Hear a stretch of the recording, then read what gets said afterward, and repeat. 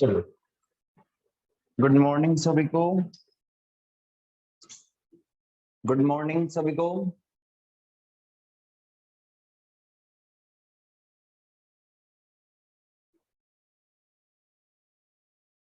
चलो ध्यान देना, कल की क्लास में अपन ने एक थ्योरम कंप्लीट कर ली थी, अध्यारोपण की प्रमेय, है ना। अब अपन एक क्वेश्चन करते हैं उसके ऊपर।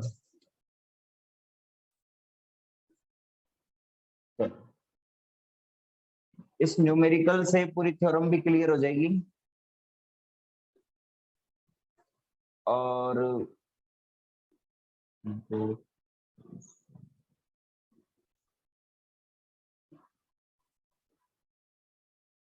चलो रे, मैं बोर्ड पे लिखता हूं क्वेश्चन।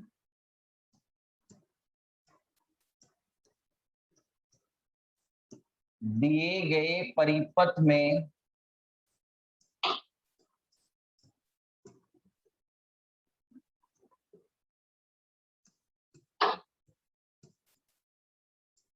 अध्यारोपण प्रमेय का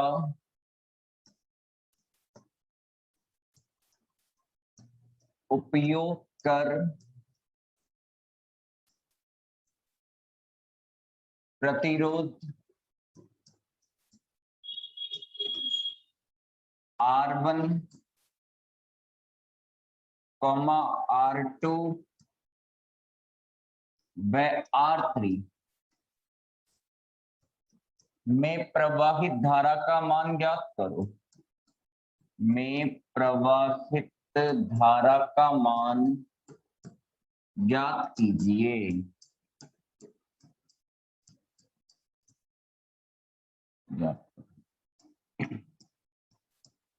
अच्छा क्वेश्चन है ये, अपने आप में। क्वेश्चन लिखते चलो मेरे साथ के ना, समय बचेगा।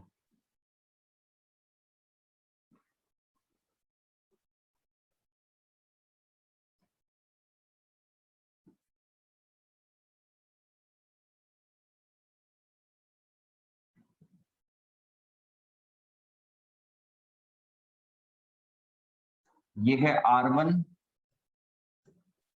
ये है R2, ये है R3। इनके मान लिख देता हूं मैं। R1 तो है कितना, 4 ओम, R2 है 2 ओम और R3 भी है 2 ओम। ये है E1, ये प्लस है, ये माइनस है, ये है 4 वोल्ट। ये प्लस है, ये माइनस है, ये है E2, ये है 8। आपसे पूछ रहा है अध्यारोपण प्रमेय का उपयोग कर। अध्यारोपण प्रमेय का उपयोग कर, है ना। R1, R2 और R3 में से प्रवाहित धारा कैलकुलेट करनी है। एक बार क्वेश्चन लिख लो आप लोगों ने, फिर करते हैं, फिर सिखाता हूं आप लोगों को।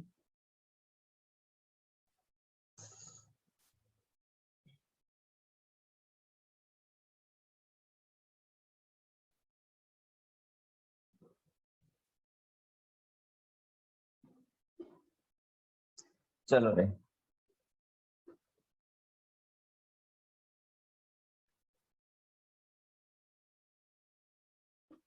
ध्यान दीजिएगा। R1, R2 और R3 में से प्रवाहित धारा का मान ज्ञात करना है। किसका उपयोग करके? अध्यारोपण की प्रमेय का उपयोग करके। ठीक है, देख सामने क्वेश्चन लिखा हुआ है, उतार लिया होगा आप लोगों ने। अब ध्यान देना, है ना। हो गया। अब अपन इसका सॉल्यूशन करते हैं। देखो,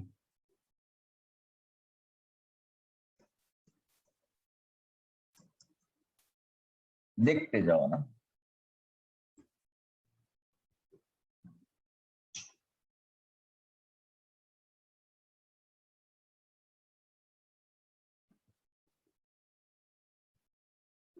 उतारना नहीं है अभी कुछ भी, अब सिर्फ केवल देख।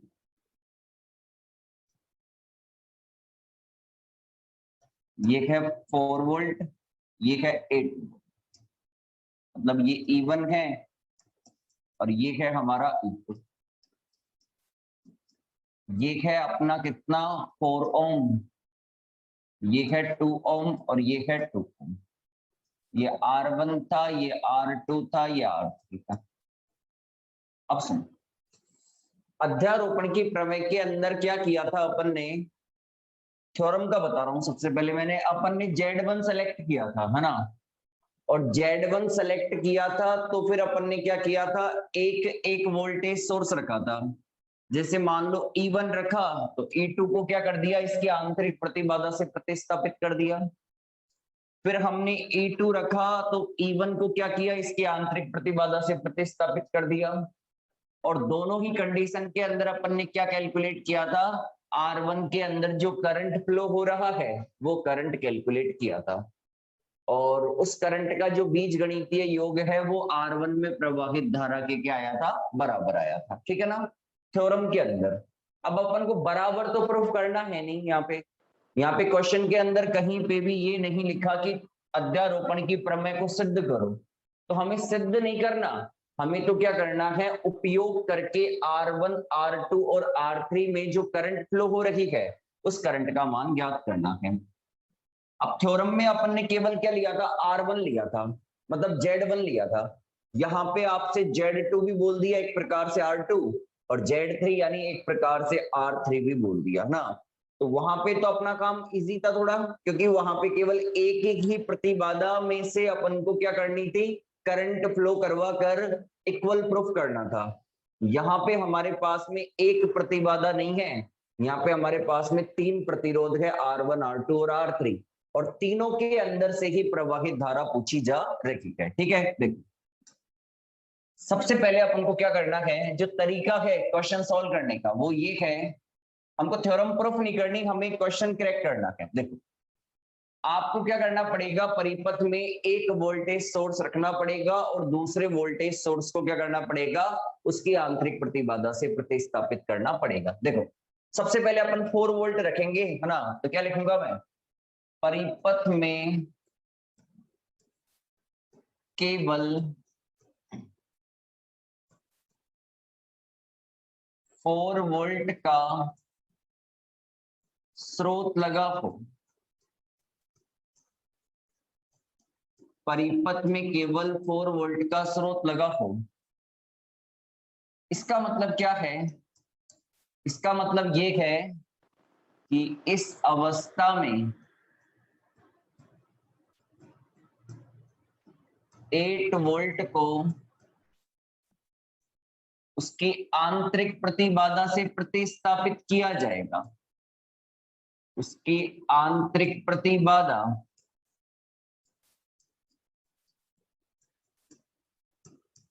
से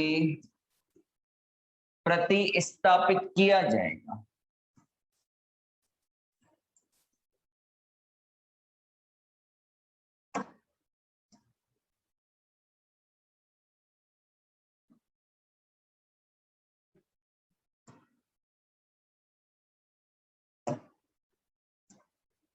से प्रतिस्थापित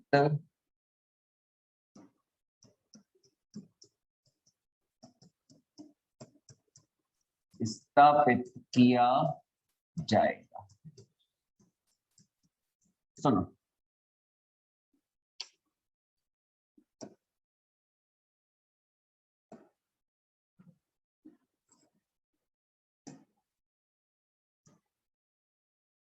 सही है,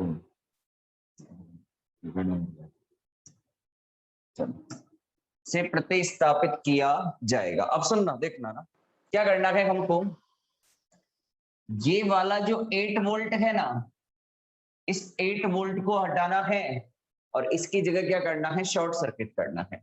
क्योंकि वोल्टेज सोर्स की जो आंतरिक प्रतिबाधा होती है वो 0 होती है, और प्रतिरोध 0 का मतलब होता है शॉर्ट सर्किट कर दिया। तो ये लो मैंने यहाँ से यहाँ तक इसे क्या कर दिया, शॉर्ट सर्किट कर दिया।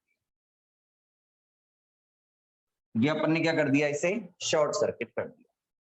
अब अपन ने इसे शॉर्ट सर्किट कर दिया, अब अपन को क्या करना है, ये 4 वोल्ट है, सारा का सारा काम इसी से होगा 4 वोल्ट से। तो देखो कैसे क्या करना है अपन को, ध्यान दो, यहां से मान लेता हूं ये प्लस है ऊपर, ये नीचे क्या है, माइनस है।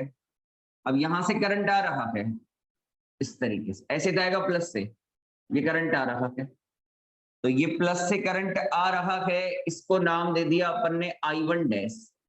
क्या नाम दे दिया? I1 dash. अब ये I1 डैश करंट इधर जाएगा, देखो इधर जाएगा, इधर जाएगा, ये नोड पॉइंट मिल गया इसे। तो मैं मान लेता हूं R2 के अंदर फ्लो हो रहा है करंट कितना? I2 डैश, ये हो रहा है I2 डैश। और R3 के अंदर फ्लो करंट कितना मान लेता हूं मैं? ये है I3 डैश। कितना है? I3 dash.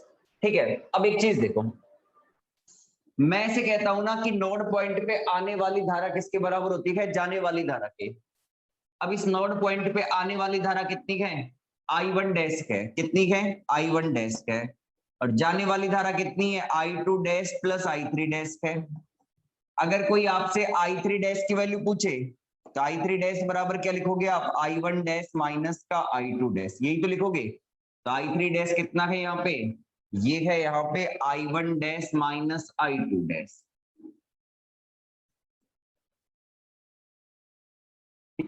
I1 dash minus का I2 डैश।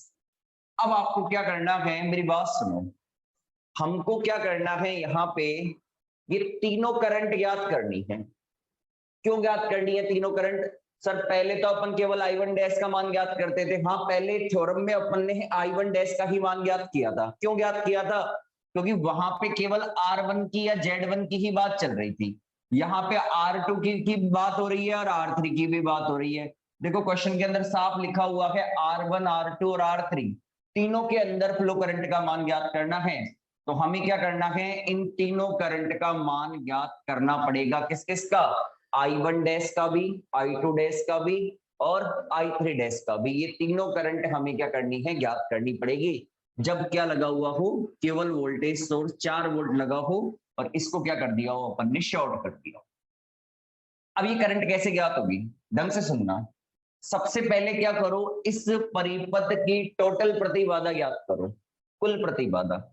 अब कुल प्रतिबाधा कैसे ज्ञात होगी? देखो यहां से करंट आ रही है, ये करंट यहां पे आने के बाद में दो भागों में टूट गई, दो भागों में बट गई। देखो करंट यहां से आ रही है और यहां आने के बाद में करंट दो भागों में बट गई।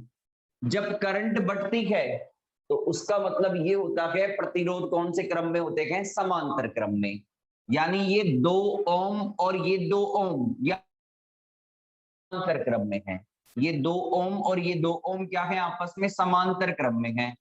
और इनका जो तुल्य निकलेगा, इक्विवेलेंट निकलेगा, तुल्य, वो इस 4 ओम के साथ किसमें होगा? श्रेणी क्रम में होगा। जैसे मान लो इस 2 ओम और इस 2 ओम को सोल्व करूं, जैसे ये 4 ओम लगा हुआ है, ठीक है। अब इस 2 ओम और इस 2 ओम का जो तुल्य है मान लेता हूं कितना है? x है। इन दोनों का समांतर क्रम सोल्व करूंगा तो मान लो कितना है? x है। तो ये 4 ओम x के साथ कितने में हो गया? श्रेणी क्रम में ही तो हो गया। तो अपन को क्या करना है? सबसे पहले इसका कुल प्रतिरोध ज्ञात करना है। तो देखो कुल प्रतिरोध, जिसको मैं R से लिख देता हूं, ठीक है। कुल प्रतिरोध जिसको अपन किससे लिख देते हैं? R से। चलो ये 2 ओम और 2 ओम किसमें है? समांतर क्रम में। इसका समांतर क्रम सोल्व करो। समांतर क्रम कैसे सोल्व करते हैं? गुणा कर देते हैं, फिर आपस में जोड़ के क्या लगा देते हैं? भाग लगा देते हैं। ऐसे ही तो होता है दो प्रतिरोध का, R1 R2 बटा R1 प्लस R2, ठीक है। फिर श्रेणी क्रम में क्या करते हैं? योग करते हैं, ये हो गया 4। चलो तो इसको सोल्व करेंगे हम, तो ये 4 प्लस ऊपर कितना आ गया? 4, ऊपर कितना आ गया? 2 का 2 से गुणा करोगे तो 4, नीचे कितना आएगा? 4, 4 में 4 का भाग लगेगा 1, तो यानी R1 बराबर कितना आ गया? 5 ओम आ गया। कितना आ गया? 5 ओम आ गया, ठीक है। अब सुनो इसके बाद की बात। देखो सबसे पहले पूछूं मैं आप लोगों से इसके अंदर से कि यहाँ पे जो I1 डैश करंट है, I2 डैश करंट है और I3 डैश करंट है, इनमें से कौन सी करंट सीधे सोर्स से आ रही है? कौन सी करंट सीधे स्रोत से आ रही है? इन तीनों करंट के अंदर से कौन सी करंट सीधे स्रोत से आ रही है? फटाफट रिप्लाई करो, कल सिखाया था थ्योरम में। इनमें से कौन सी करंट सीधे स्रोत से आ रही है? तो बिल्कुल स्पष्ट दिख रहा है कि इनमें से I1 डैश करंट सीधे स्रोत से आ रही है। देखो ये करंट कहां से आ रही है, सीधे स्रोत से आ रही है। और मैंने आपको बताया था जो करंट सीधे स्रोत से आती है उसके लिए अपन ओम का नियम लगा सकते हैं। ठीक है, किसका नियम लगा सकते हैं, ओम का नियम। ठीक है, तो यहां I1 डैश धारा यहां धारा I1 डैश सीधे स्रोत से आ रही है, सीधे स्रोत से आ रही है। इसका एक तरीका और बताऊंगा इस न्यूमेरिकल को सॉल्व करने का, केवीएल मेथड, उससे भी यही आंसर आएंगे। दोनों मेथड पे ही चर्चा करेंगे। ठीक है, हाँ ठीक है।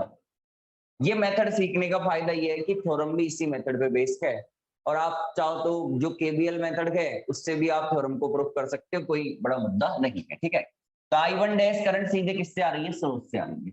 जो करंट सीधे स्रोत से आती है उसके लिए क्या लगता है, ओम का नियम। और ओम का नियम क्या कहता है, V बराबर I R, I equal to V by R. तो I इक्वल टू कितना होता है, V बाई आर। तो I की जगह I1 डैश लिखूंगा, V की जगह क्या लिखूंगा, E1 लिखूंगा, और R अपनी जगह। चलो मान रखेंगे इसका। तो I1 डैश बराबर देखो E1 कितना है, समझना E1 कितना है, यहां पे है E1 कितना, 4 वोल्ट है। तो ये लीजिएगा E1 कितना है, 4 वोल्ट है। और यहाँ जो प्रतिबाधा सॉरी प्रतिरोध है वो कितना आया है, 5 ओम आया। तो ये आ गया 4/5 एम्पियर इसका आंसर। इसका I1 डैश का मान कितना आया, 4/5 एम्पियर आ गया। आप चाहो तो इसे सोल्व कर सकते हो, 0.8 एम्पियर आ जाएगा, नहीं तो कोई दिक्कत नहीं है, यहाँ पे भी आप लोग छोड़ सकते हो। ठीक है ना, अभी यहीं पे अपन छोड़ रहे हैं इसको, है ना। तो ये मिल गया I1 डैश का मान अपन को। किसका मान मिल गया, I1 डैश का। लेकिन हमें तो तीनों करंट याद करनी पड़ेगी। तो देखो आओ तीनों करंट याद करते हैं। अगला देखो, ये I2 डैश करंट और I3 डैश करंट ये कैसे ज्ञात करेंगे। तो इसको ज्ञात करने का अपने पास में तरीका है धारा विभाजन का नियम, जो मैंने पीछे वाली क्लासों के अंदर सिखा रखा है, CDR रूल, धारा विभाजन का नियम। तो अपन क्या करेंगे, धारा विभाजन के नियम से करंट ज्ञात करेंगे। कैसे, देखो धारा विभाजन के नियम से। तो धारा विभाजन का नियम क्या कहता है, आपको जो करंट ज्ञात करनी है उस करंट को लिख लो। I2 डैश भी ज्ञात करनी है मुझे तो, और मुझे तो I3 डैश भी ज्ञात करनी है। दोनों ही करंट हमको क्या करनी है, ज्ञात करनी है। कौन कौन सी करंट ज्ञात करनी है, I2 डैश भी ज्ञात करनी है और I3 डैश भी ज्ञात करनी है। और धारा विभाजन का नियम समांतर क्रम में होंगे ना तो ही लगता है, ये ध्यान रखना, ऐसे मत लगा देना हर जगह। समांतर क्रम में है कौन, I2 डैश और I3 डैश करंट वाला प्रतिरोध। देखो ये दोनों समांतर क्रम में है। अब देखो बहुत ही सिंपल है, सबसे पहले अपन को I2 डैश करंट ज्ञात करनी है। तो I2 डैश करंट कौन से प्रतिरोध में फ्लो हो रही है, R2 में। कौन से प्रतिरोध में फ्लो हो रही है I2 डैश करंट, R2 में। आप ये देखो R2 के साथ कौन समांतर क्रम में है, तो हमको पता चला R2 के साथ R3 क्या है, समांतर क्रम में। तो चलो इधर लिखो आप क्या, R3। फिर आ जाओ, जो आपस में समांतर क्रम में है उनको लिख दो। तो R2 और R3 क्या है, समांतर क्रम में है, तो ये लिख दिया R2 प्लस R3। और इसका गुणा किससे करते हैं, जो करंट सीधे स्रोत से आ रही है। स्रोत से आने वाली करंट कौन सी होती है, I1 डैश होती है, उससे क्या करते हैं अपन, इसे गुणा कर देते हैं। I3 डैश कैसे कैलकुलेट करेंगे, देखो आ जाओ। I3 डैश करंट किसमें फ्लो हो रही है, R3 में। तो R3 के साथ समांतर क्रम में कौन है, R2, तो ऊपर लिखो R2। इसमें R3 लिखा है तो इसमें क्या लिखेंगे, R2। और डिवाइड क्या करेंगे, दोनों को जोड़ दो, R2 प्लस R3। और गुणा किससे करते हैं, जो करंट सीधे स्रोत से आती है उससे क्या करते हैं, गुणा करते हैं। चलो अब अपन क्या करेंगे, इनका मान कैलकुलेट कर लेते हैं। आ जाओ देखो कैसे मान कैलकुलेट होगा।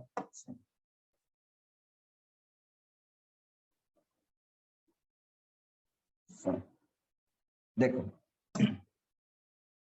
हाँ जी, ये हो गया I2 dash equal to R3 का मान कितना था 2 ओम, इसका मान कितना है 2, इसका मान भी कितना है 2, और ये कितना है 4/5 आया है, कितना आया है 4/5।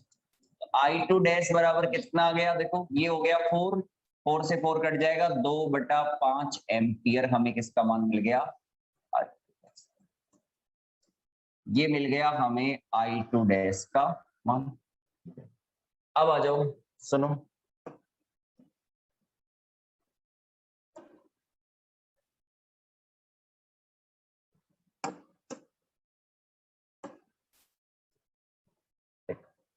ऐसे इसको सॉल्व करते हैं। ये कितना है 2, ये कितना है 2 + 2, और ये कितना है 4/5। तो I3 डैश भी कितना आएगा, 4 4 4 कट जाएगा, 2/5 एम्पियर। तो मैंने क्या किया, ये तीनों करंट यहाँ पे क्या कर ली, कैलकुलेट कर, क्या कर ली अपन ने, तीनों की तीनों करंट यहाँ पे कैलकुलेट कर ली। ठीक है, कब कैलकुलेट करी है हमने, जब हमने वोल्टेज सोर्स केवल E1 रखा था और E2 को क्या किया था, शॉर्ट किया था। ठीक है, चलो एक बार आप लोग यहां तक इसे उतारिए सॉल्यूशन के अंदर, एक बार यहां से उतारिए।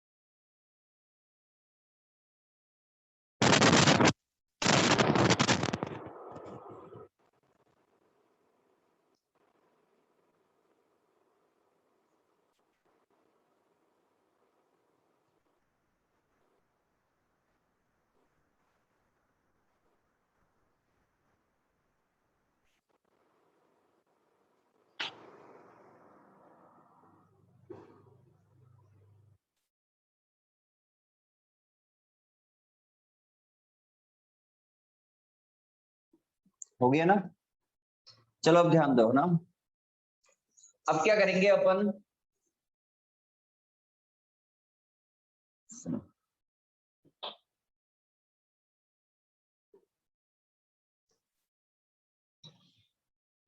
हो गया ना। चलो अब देखो,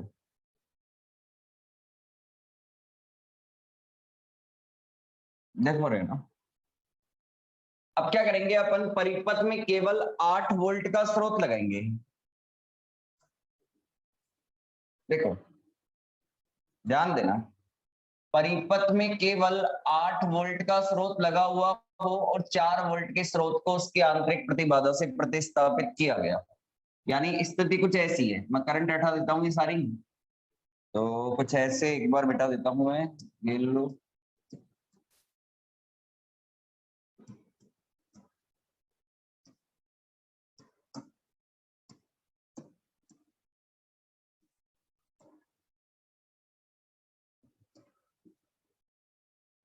ठीक है ना। अब देखो, परिपथ में केवल 8 वोल्ट का स्रोत लगा हो तो अपन क्या करेंगे, 4 वोल्ट वाले को शॉर्ट सर्किट करेंगे। तो ये लगा हुआ है हमारे पास में 8 वोल्ट, देखते जाओ ना, प्लस माइनस ये लगा हुआ है 8 वोल्ट। तो 4 वाले को क्या कर दो, शॉर्ट सर्किट कर दो, ये लो ये कर दिया। अब देखो करंट ऐसे आएगी प्लस से, यो आएगी, करंट यूं आ रही है, फिर यहाँ पे आके इस नोड पॉइंट पे 2 भागों में टूट जाएगी, कैसे जाएगी रे, कैसे जाएगी। अब इन करंट का मान डैश लगा के लिख देते हैं, जैसे इसमें I1 डैश लिया था, इसमें I2 डैश, इसमें I3 डैश लिया था। अब क्या लेते हैं, इसमें I2 लेते थे ना अपन, इसमें R1 के अकॉर्डिंग I1 ले लेते हैं, और इसमें R3 के अकॉर्डिंग क्या ले लेते हैं, I3 ले लेते हैं। अब देखो इधर से डबल डैश लगा दो, इधर भी डबल डैश लगा दो, और इधर भी क्या लगा दो, डबल डैश लगा दो, क्या लगा दो, डबल डैश लगा दो। तो देखो 4 volt sorry I2 double dash current आ रही है यहाँ पे, और 2 भागों में टूट गई, I1 डबल डैश और I3 डबल टूट गई है, I1 डबल डैश और ये आ गई I3 डबल डैश आ गई। ठीक है, समझ रहे हो मेरी बात को, ये आ गई I1 डबल डैश और ये आ गई I3 डबल डैश। अब देखो ये पता लगाओ इनमें समांतर क्रम में कौन है। देखो करंट आ रही है, करंट ऐसे आ रही है, तो ऐसे 2 भागों में टूट गई, तो अब की बार ये दोनों किसमें है, समांतर क्रम में, उसके श्रेणी क्रम के अंदर क्या है, ये है। तो देखो 4 ओम और 2 ओम क्या है, समांतर क्रम में है। तो समांतर क्रम वाला क्या है, 4 ओम और 2 ओम, तो 4 गुणा 2 प्लस 4 प्लस 2, सॉरी 4 गुणा 2 बटा 4 प्लस 2। फिर इसके श्रेणी क्रम के अंदर क्या है, ये है, तो इसके श्रेणी क्रम के अंदर क्या है, ये है। ठीक है, चलो तो ये है मेरे पास में कितना 2, इसको सॉल्व करोगे तो ये कितना आएगा, 8 बटा 6, ये आएगा ना, 4 दूना 8 और ये 6 हो गया, इसको 2 से काट दो, तो ये आ गया 2 चौक 8, 2 तिया 6, और फिर इसको सॉल्व करेंगे अपन, तो ये आएगा अपने पास में R इक्वल टू 3, एलसीएम ले लो, तो ये आ गया 3 दूना 6 और 4 10 बटा 3 आ गया, 10 बटा 3 ओम आ गया। क्या आ गया, 10 बटा 3 ओम यहाँ पे आ गया। ठीक है ना, ये आ गया 10 बटा 3 ओम हमारे पास में। अब सुनो, अब हमें क्या करना है, यहाँ पे देखो जो I2 डबल डैश धारा है ना, ये सीधे स्रोत से आ रही है। कौन सी धारा सीधे स्रोत से आ रही है, I2 डबल डैश। तो यहां I2 double dash, I2 double dash सीधे स्रोत से आ रही है, और जो करंट सीधे स्रोत से आती है उसके लिए क्या लगाते हैं अपन, ओम का नियम। तो I2 डबल डैश बराबर कितना हो जाएगा, E2 अपॉन R। तो E2 कितना है मेरे पास में 8 वोल्ट, और R कितना आया है अपने पास में, देखो 10 बटा 3, कितना आया है 10 बटा 3, तो ये आ गया 10 बटा 3। ठीक है, तो ये 3 ऊपर चला जाएगा, कितना हो गया 8 3 24 बटा कितना आ गया 10 आ गया, और 24 बटा 10 को आप 12 बटा 5 भी लिख सकते हो। तो I2 डबल डैश बराबर कितना आ जाएगा, 12 बटा 5 एम्पियर आ जाएगा। अब देखो वही हमको क्या करना है, सुनना मेरी बात ढंग से। अगर मैं I3 डैश के मान की बात करूं, I3 डबल डैश के मान की बात करूं, इसका मान कितना हो जाएगा, इसका मान बराबर होगा किसके, I2 डबल डैश माइनस का I1 डबल डैश के, है ना। बस जरूरत नहीं है लिखना चाहो तो लिख दो, नहीं तो कोई जरूरी भी नहीं है ना। देखो अब धारा विभाजन लगाएंगे, तो धारा विभाजन से जब अपन I1 डबल डैश ज्ञात करेंगे तो कैसे ज्ञात करेंगे, देखो I1 डबल डैश कैसे ज्ञात करेंगे, I1 डबल डैश करंट किसमें फ्लो हो रही है, R1 में, R1 के साथ समांतर क्रम में कौन है, R3, ठीक है ना। तो जब आप धारा विभाजन के नियम से I1 डबल डैश ज्ञात करोगे, तो I1 double dash current flow हो रही है R1 में, और R1 के साथ समांतर क्रम में कौन है, R3, तो R3 और बटा कितना आ जाएगा, R1 प्लस R3, यही तो होगा R1 प्लस R3, और गुणा किससे हो जाएगा, जो करंट सीधे स्रोत से आ रही है, स्रोत से आने वाली करंट क्या है, I2 डबल डैश है। फिर देखो दूसरी करंट कौन सी देखनी है अपन को, ये वाली I3 डबल डैश किसमें फ्लो हो रहा है, R3 के अंदर, ठीक है R3, और R3 के साथ समांतर क्रम में कौन है, R1 है, तो ये हो जाएगा I3 डबल डैश बराबर R1 बटा R1 प्लस R3, और गुणा किससे हो जाएगा, ये I2 डबल डैश से, ठीक है। चलो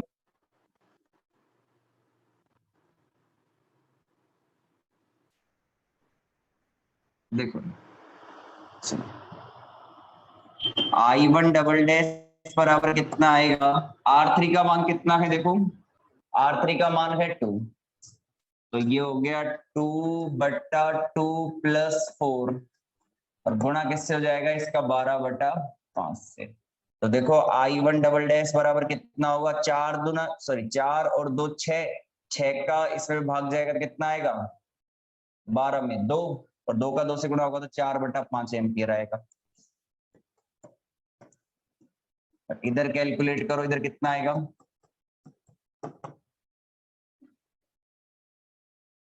इधर आएगा R1 का मान कितना है रे, R1 का मान है कितना, 4,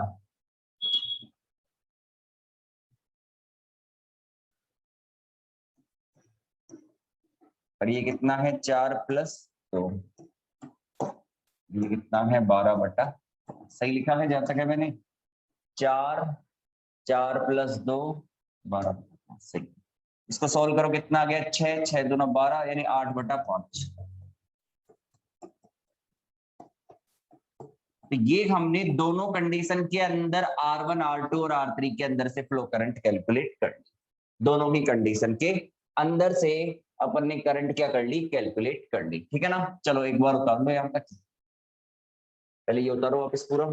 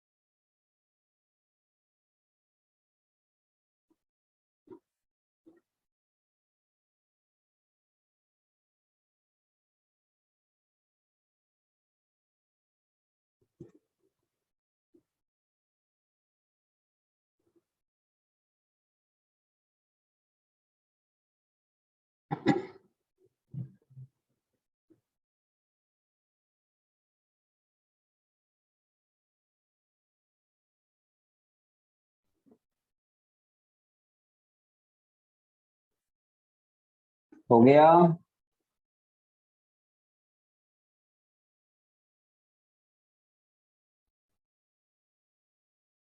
अब क्या करना है अपन को, करंट कैलकुलेट करनी है R1 R2 और R3 में।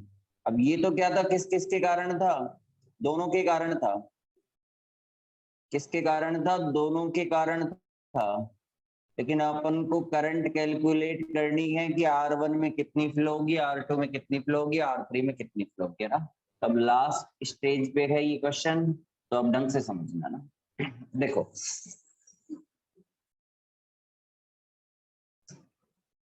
हाँ जी, देखो रे, ध्यान दीजिए। R1 में प्रवाहित धारा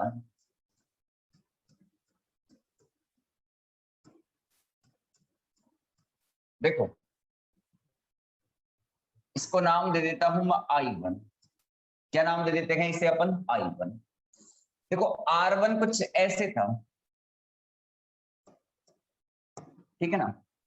R1 कुछ इस तरीके से था, और हमने देखा कि जब मैं 4 वोल्ट लगा के रखता हूं तो इस R1 में I1 डैश करंट का डायरेक्शन ऐसे है, देखो लेफ्ट से राइट है, ठीक है। जब मैं 8 वोल्ट रखता हूं तो करंट का डायरेक्शन कुछ ऐसा होता है, इसमें से देख लो आप डायग्रामों में चाहे से। जब 8 वोल्ट रखा तो करंट का डायरेक्शन है राइट से लेके left, I1 double dash R1 में ना। और जब 4 वोल्ट रखता हूं तो कितना आता है, I1 डैश जो है लेफ्ट से लेके राइट, कुछ ऐसे क्या ना। इस R1 के अंदर प्रवाहित धारा। अब हमें क्या करना है, R1 में प्रवाहित धारा ज्ञात करनी है ना। R1 में प्रवाहित धारा I, तो ये दोनों क्या है, अपोजिट है, तो अपोजिट होता है, करते तो इनका बीजगणितीय योग है। बीजगणितीय योग कैसे होगा, देखो बीजगणितीय योग होगा I1 डैश प्लस, लेकिन ये डायरेक्शन उल्टा हो गया तो कितना आएगा, माइनस का I1 डबल डैश, ठीक है ना। भाई यही तो कहते हैं अलग अलग स्रोत के कारण उस प्रतिरोध में प्रवाहित धारा का बीजगणितीय योग, ठीक है ना। तो I1 डैश फिर प्लस, फिर ये अपोजिट हो गया तो कितना हो गया, I1 डबल डैश, या फिर इसे ऐसे भी लिख सकते हो I1 dash minus I1 double dash, I1 double dash. तो बताओ I1 डैश का मान कितना आया था, 4/5 आया था क्या।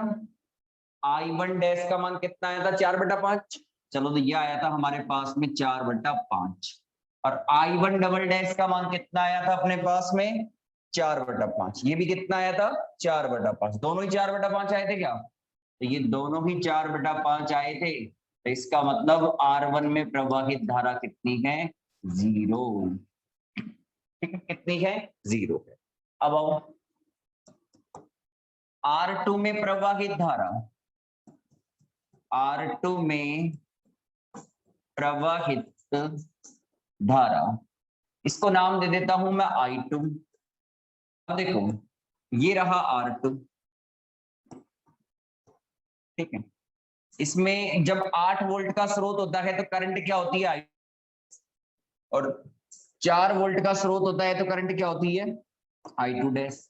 देख लो चाहे डायरेक्शन दोनों की, ये भी दोनों अपोजिट हैं, तो ये दोनों अपोजिट हैं, तो इन दोनों का भी क्या हो जाएगा, डिफरेंस हो जाएगा। अब सुनो थोड़ा ढंग से देखना, इसके अंदर अपन I2 double dash minus I2 dash करेंगे। भाई लेंगे अपन क्या, दोनों का डिफरेंस लेंगे।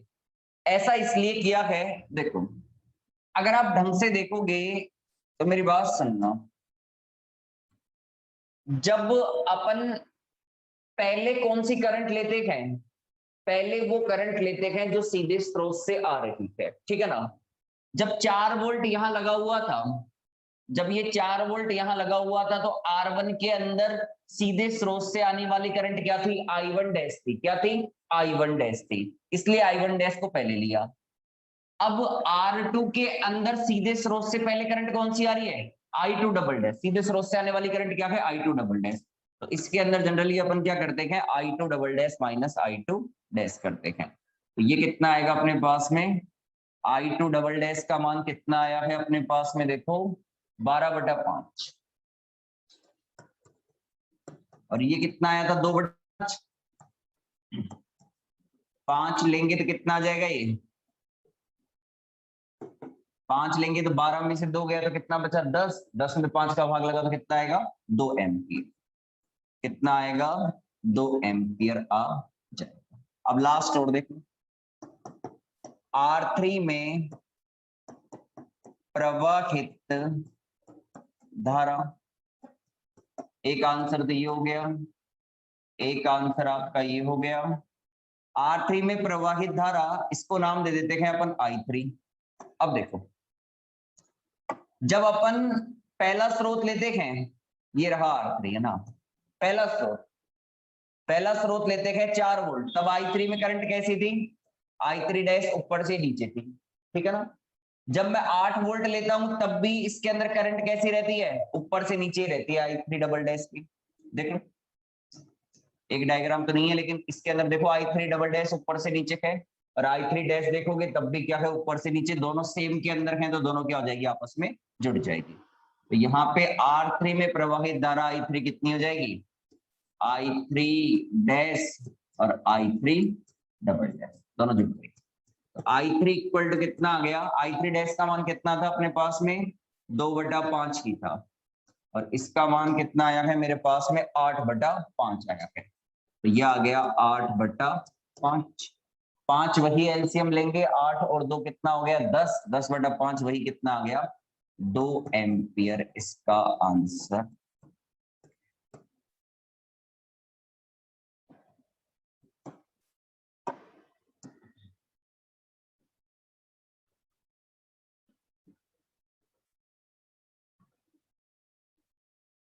चलो उतार लीजिएगा ना।